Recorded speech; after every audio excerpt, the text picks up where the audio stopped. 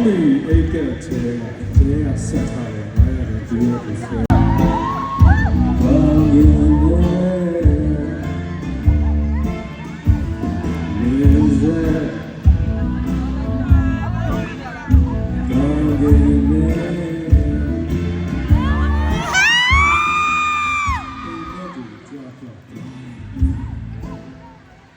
ဒါကြောင့်ကမီးလေးရောက်ခက်နေတယ်ရှာတွေ့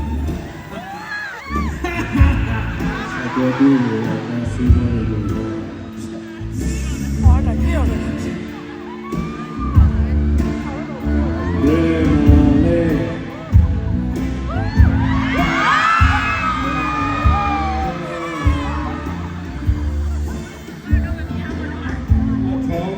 ခြေလမ်းတွေနောက်ပြန်ပြလိုက်တဲ့ချက်တွေအမှန်တရားကိုလက်ရှာမတရားတာတွေ့ဟာမတရားတာဘယ်လိုပေါ့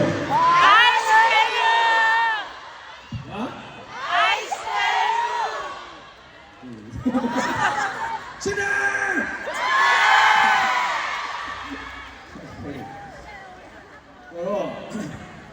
ဒါကကျွန်တော်ရဲ့ဂျပန်မှာပထမဆုံးခရီးစဉ်ပေါ့နော်ပြီးတော့ဂျပန်ပြည်သူအားလုံးကိုပထမဆုံးဆင်ပေးရတာဒီပြီးတော့ပြည်သူအားလုံးကိုကျွန်တော်တို့လွယ်ဦးတက်ပါပါမတရားနဲ့ဖြစ်လာပြီချစ်တယ်ကျေးဇူးတင်ပါတယ်လေးရတယ်ပြီးရင်စကားနဲ့ဆက်ဆက်ပြောနော်ဘယ်လိုပြီးလဲကျွန်တော်လည်းစကားများတယ်โอเคလားပြောချင်တယ်လမ်းပြောနော်ငါပြေထွက်ချင်ပြီငါရထွက်မရငါလည်းပြောချင်ငါစိတ်ဝင်ချစ်ချင်ငါလည်း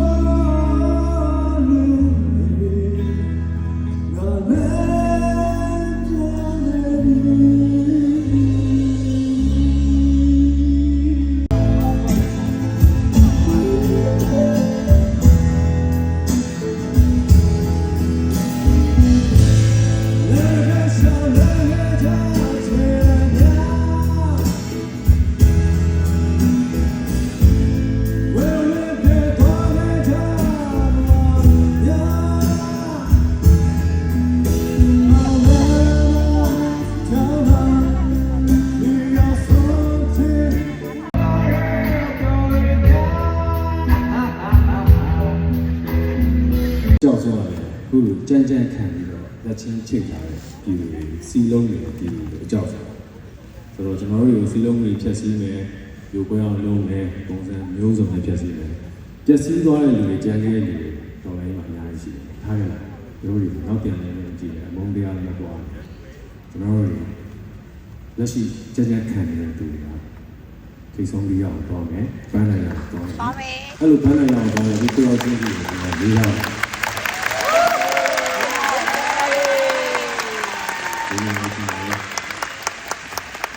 ဒီအားလုံးကျွန်တော်ချစ်လို့လာကြတဲ့သူတွေရှိတယ်တော်လိုင်းလေးကိုတစ်စက်ကလေးမှဆင်းမကုန်နေတယ်လူကြီးချက်ပြည့်ရှိတဲ့လူတွေဆိုတာကျွန်တော်မြင်ရတဲ့ကျွန်တော်တို့အများကြီး motivation ဖြစ်တယ်ကျွန်တော်ရောက်လာရင်လည်း motivation ဖြစ်ပါလေလို့ကျွန်တော်ပြောခဲ့ပါတယ်အဲ့ဒါဆိုရင်ချစ်တယ်ရဲချစ်တယ်လို့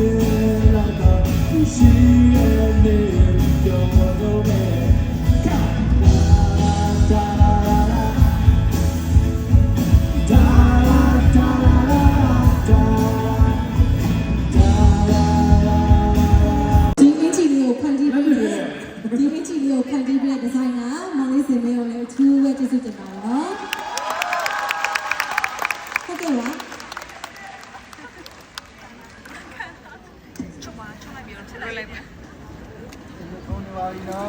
ကဲဒါဆိုလို့ရှိရင်တော့ကန်ထွက်ရှင်ကိုဖြစ်မလဲဆိုတာကိုရွေးချယ်ရမယ်အချိန်ကြာရမယ်ဖြစ်ပါတယ်ဆိုတော့အခုအနေနဲ့ကြာတဲ့ message တွေကိုအလုံးလုံးလေးဖတ်ပါမယ်နော်ဆိုတော့အရင်ဦးဆုံးပေါ်ထားရမကြသေးခင်ကထွက်ရှိထားတဲ့ Spooky Hex album ကို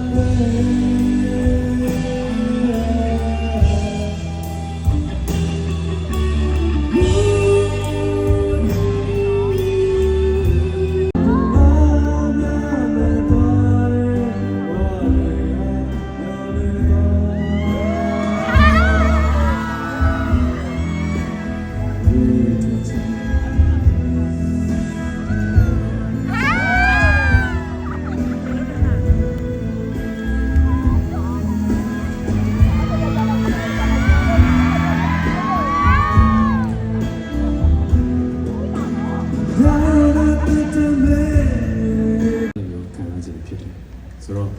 ကျွန်တော်ဒီချင်းလေးကိုအဲ့ဒီခံခြင်းလေးရေးပါတယ်ကျွန်တော်လည်းအတူတူပဲကျွန်တော်တို့ဒီပြောင်းချင်းစီလည်းအဲ့လိုခံရစေလို့ရှိတယ်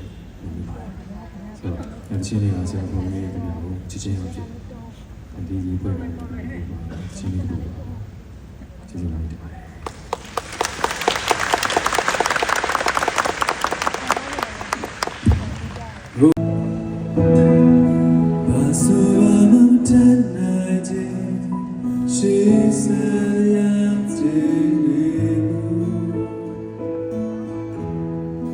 ကျွန်တော်ခက်လေလေဒီရနေပြီးလွမ်းပြီးနိုင်နေဒီရနေဝီစီကျွန်တော်မျိုးကနေပေါ်ဆိုရင်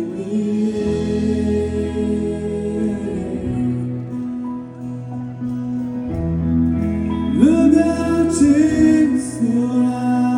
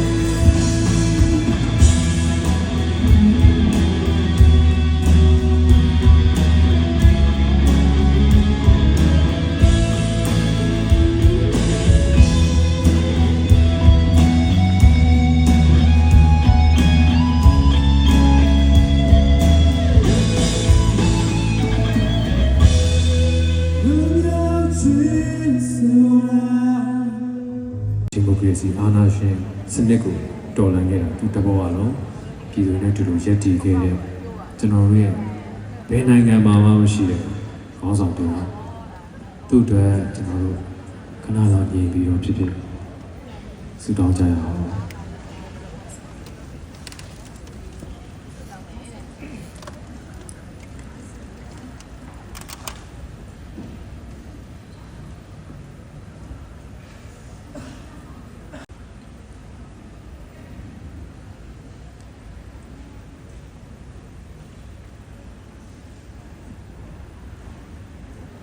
အားလုံးစိတ်ထဲမှာ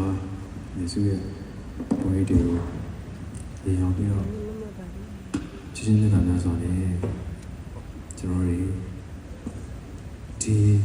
အာနာရှင်စနစ်ပြီးဆုံးတဲ့အထိယေရှုကိုပြန်လည်တွေ့ဆုံရဖို့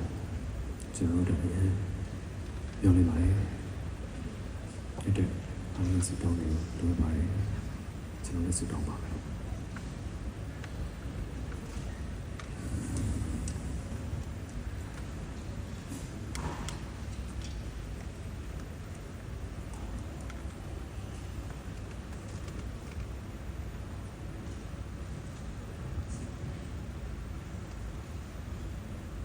你讲嘛这，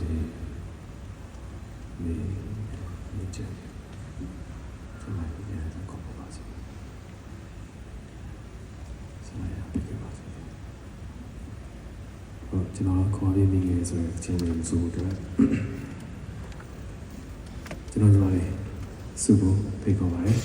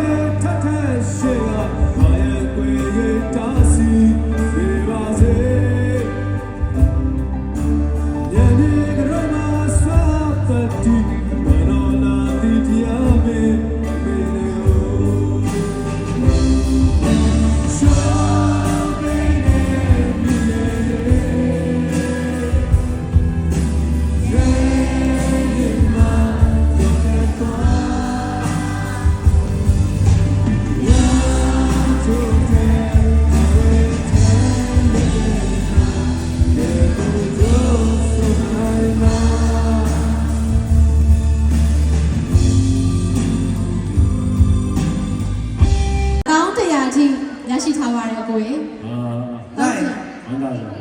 ကျွန်တော်လေလံလေးဆက်ဆွဲပါဦးဘယ်လိုလဲဆိုတော့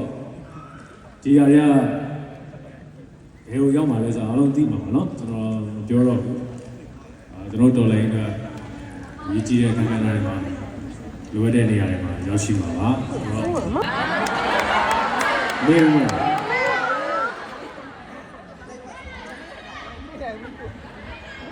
ာ်ဒီလိုဆက်ဖြစ်နေ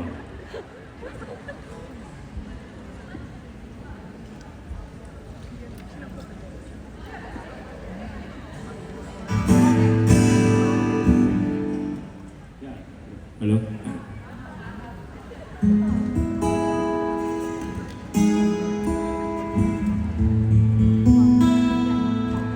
Actually, I don't know. I said that can't find it here.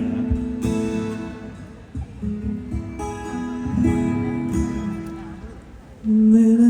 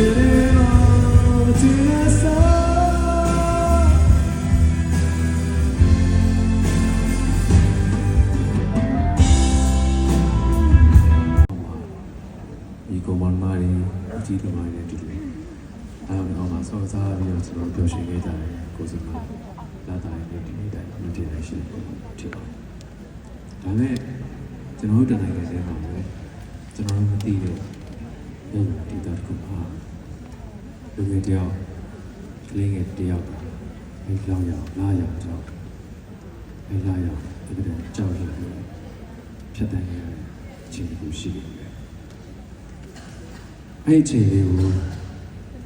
ကျွန်တော်သိခွင့်ရတဲ့အချိန်မှာကျွန်တော်နှလုံးသားကိုညာလုံးပြောင်းနေလို့ညာလုံးစုပ်ကန်နေလို့ခံစားလိုက်ရတယ်ကျွန်တော်တို့သိတဲ့အေးမြတဲ့ရင်းချမ်းတဲ့ချစ်ချင်းမေတ္တာတွေဆွေးငင်ယူတတ်တဲ့လာရအောင်သူတို့ကြောက်စရာကောင်းတဲ့အတိတ်ဆိုးတွေသူမိဘမကောင်းဘယ်တော့မှပြင်မတွေ့ရဘူးဖြစ်ဆိုးနေဖြစ်တတ်ကြရတယ်အဲ့ကြောင့်လည်းကျွန်တော်လည်းပြောကြစီမယ်ကလေးတယောက်ရှိတယ်နောက်တစ်ယောက်မှာကလေးတယောက်ရှိတယ်မိဘတွေကစွန့်ရင်ကြီးတယ်ကလေးတယောက်ကိုဒီတက်တဲ့တော့အဲ့မှာစပေးချောင်စကန်ရှိတယ်မင်းတို့ကအရင်ပြေးတယ်တို့ရနောက်မှလိုက်ရတယ်ပြောရဲဘာဖြစ်လို့လဲဆိုတော့စစ်တပ်ကစစ်ချောင်းထိုးလာပြီသူတို့ကြောက်ဒီကြောင်တော့မီးရှို့နေတရားလုံးတက်တယ်ဆိုတော့မိဘတွေကတီးတော့သူ့သားသမီးနှစ်ယောက်ကိုအရင်ပြေးလိုက်တယ်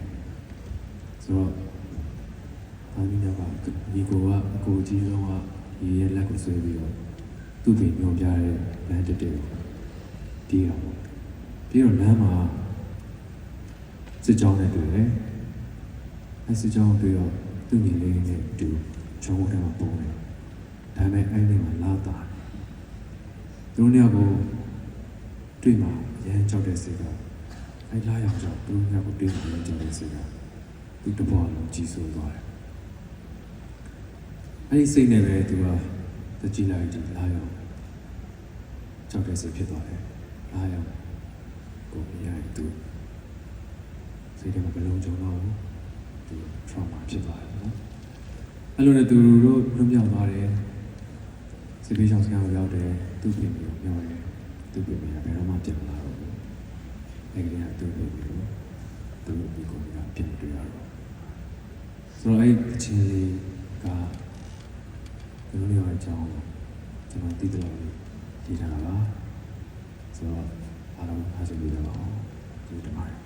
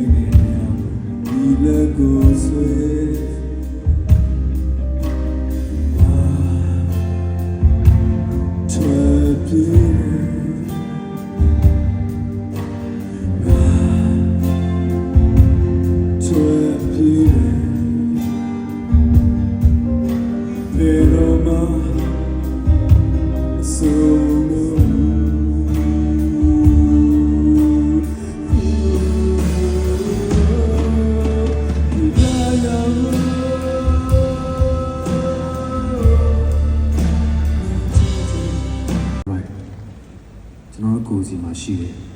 ယုံကြည်ချက်ကျွန်တော်ကိုယ်စီမှာရှိတဲ့အိမ်မက်အနာဂတ်ပြောင်းလဲချက်ကျွန်တော်တို့ရှိမှဖုံးနေတဲ့လူတွေတတိုင်းတွေကိုကွယ်ဖြောက်ပေးခဲ့တယ်အဲ့ဒါကြောင့်လည်းကျွန်တော်တို့ခုထက်ထိပြည်သူတွေကညီညွတ်စွာနဲ့အာဏာရှင်တော်လှန်နေတာလို့ကျွန်တော်ယုံကြည်တယ်ကျွန်တော်တို့ကနောက်တစ်ချိန်အခုဆိုရင်ပြည်တွင်းထဲကလူတွေပြည်သူတွေကဒီအခြေအနေကိုခံစားနေရပြီ human rights တွေမရှိတော့ဘူးသူတို့ရဲ့လွတ်လပ်ခွင့်တွေဖြည်းဖြည်းနဲ့ဆုံးရှုံးလာပြီသူတို့ရဲ့အိမ်မက်တွေနာဂတ်တွေဖြည်းဖြည်းနဲ့ကွယ်ပြောက်လာပြီဆိုတော့သူတို့ကိုယ်တိုင်သိတယ်ကျွန်တော်လည်းတက်နိုင်တော့တော်လန်တယ်အခုလိုမျိုးဒီကမ္ဘာလုံးအကြောင်းပေါ်ဟစ်ခြင်းတယ်ဒါပဲကျွန်တော်လုပ်နိုင်တဲ့အတိုင်းဒါဖြည်းဖြည်းချင်းနဲ့တွားလာဖြစ်တဲ့အတွက်အရေးကြီးဆုံးကအခုကျွန်တော်တို့ဒီဘွဲကိုရောက်လာတဲ့သူတွေရောမရောက်လာနိုင်တဲ့သူတွေရောဒီထဲမှာရှိနေတဲ့အရေးကြီးဆုံးကကျွန်တော်ကြမ်းကြမ်းခံနိုင်ဖို့ကျွန်တော်တို့ကြမ်းကြမ်းခံနိုင်ဖို့ရဲ့စီလုံးကိုလိုပဲလို့ကျွန်တော်ယုံကြည်တယ်ကျွန်တော်ရှေ့ဆက်ရှောင်းမဲ့တော်လိုင်းခရီးစဉ်မှာကျွန်တော်တို့တကူလေးစားကျွန်တော်ယုံကြည်ချက်တစ်ခုပဲမကြမ်းကြမ်းခံနိုင်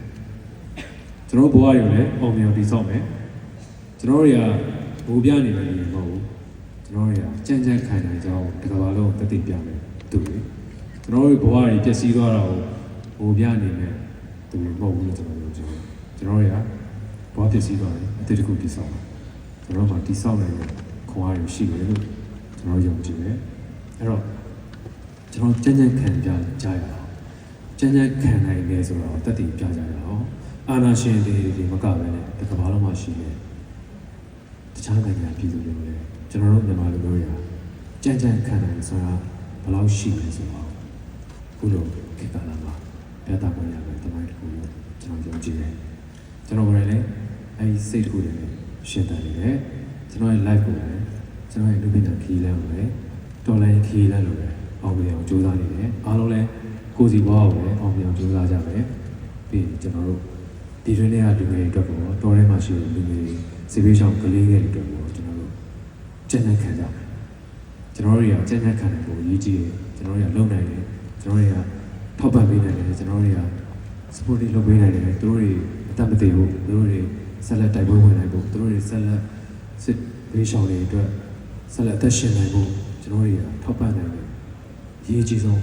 လူတွေဖြစ်တယ်ဆိုတော့ကျွန်တော်ကျန်တဲ့ခံမှုတွေရယ်စိတ်ဓာတ်ကြကြမယ်စိတ်ညစ်ကြမယ်ခက်ခဲကြုံတွေ့ရမယ်အဲ့ဒါတွေကကျွန်တော်တို့ရဲ့ skill ကျွန်တော်ရဲ့စိတ်ဓာတ်ခွန်အားတွေအများကြီးမှကျော်တော့လောကကြီးအသင်ပေးတယ်လို့ယုံကြည်ပြီးတော့ကျွန်တော်ကျန်ခံကြရအောင်ဒီလိုလက်ချင်းချင်းပြီးတော့ရှေ့ဆက်ကြရအောင်ဘာရဲကြုံကြုံကျွန်တော်တို့တောင်းပန်တယ်လို့နောက်ပြန်ပတ်လိုက်တယ်ရှေ့ဆက်ကြအောင်အမှန်တည်းမှားတယ်ခေါင်းနဲ့မထည့်ဘူးကျွန်တော်ယုံကြည်ရမှာကျွန်တော်ကပြည်သူတွေပြည်သူကပြည်သူဆိုတော့တသက်ပြဖို့အတွက်မတရားလို့ကျွန်တော်ကျန်ခံကြတယ်ကျွန်တော်အဲ့ဒါပြောချင်ပါတယ်ဆိုတော့ကျေးဇူးတင်ပါတယ်အခုလိုကောင်းစီလေးနဲ့ပတ်သက်ပါတယ်ခွေဒီပြပြလိုက်ဟေးဟေးဟေးဟေးဟေး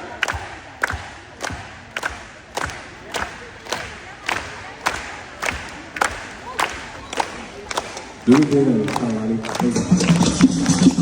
ပါဟာလူဟာ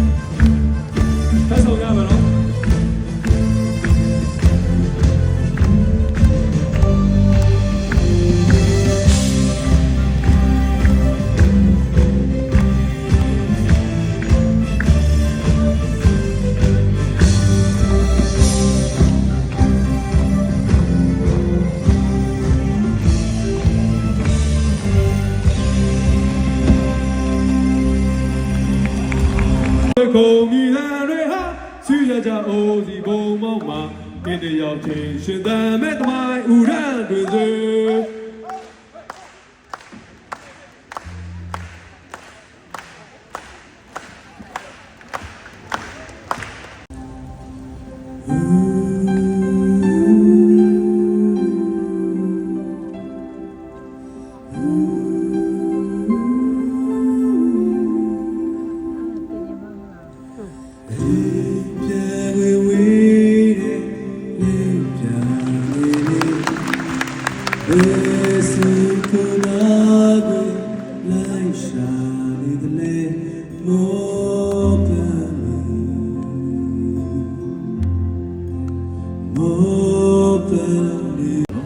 ဒီလိုတွေ့တယ်လို့ကျွန်တော်တော်တဲ့လူတွေလေးစားကြောင်း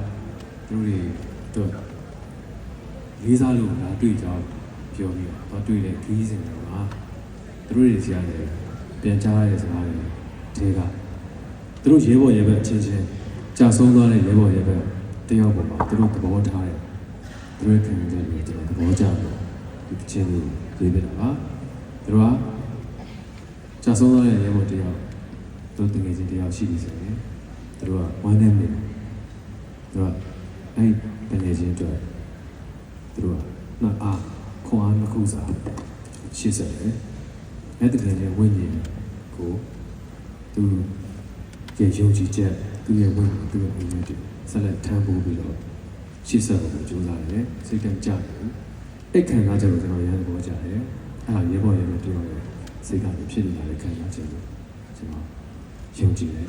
အဲ့ခံစားချက်လေးကိုပဲခြေတင်ပြီးတော့ဒီနောက်ဆက်တင်ဆိုတော့ကျွန်တော်ဒီပြတာပါငါစိတ်ပြီးပါအောင်